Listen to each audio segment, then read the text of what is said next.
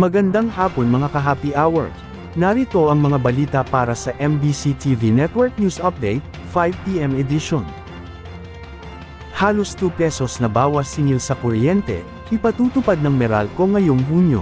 Ayon sa Meralco, aabot sa 1 peso and 96 centavos kada kilowatt-hour ang ibababa ng kanilang singil sa kuryente ngayong buwan. Binaligtad ng Meralco ang nauna nilang anunsyong taas singil matapos aprubahan ng Energy Regulatory Commission, ang utay-utay na koleksyon ng patong mula sa Wholesale Electricity Market o WESM.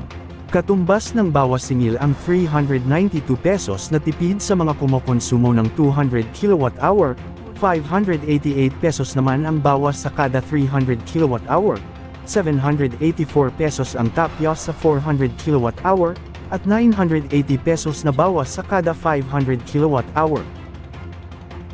Samantala, sa Metro Manila ngayon, isang lane ng E. Santos Street sa Pasig City, pansamantalang isasara simula bukas. Abiso sa mga motorista, pansamantalang isasara ang isang linya ng E. Santos Street sa Barangay Sumilang, Pasig City simula bukas hanggang sa June 28, ito ay upang bigyang daan ang wire clearing operations ng Meralco. Batay sa abiso ng Pasig City Public Information Office, pansamantalang isasara ang isang lane simula alas 8 ng umaga hanggang alas 5 ng hapon. Humingi naman ng paumanhin ang Pasig Traffic and Parking Management Officer sa mga maaabala sa abala ng aktibidad.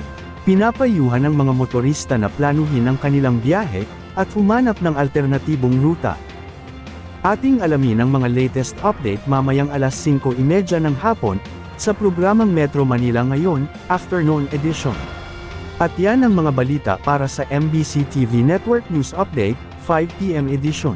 Samahan ninyo kami bukas, mula alas 9 ng umaga, hanggang alas 5 ng hapon.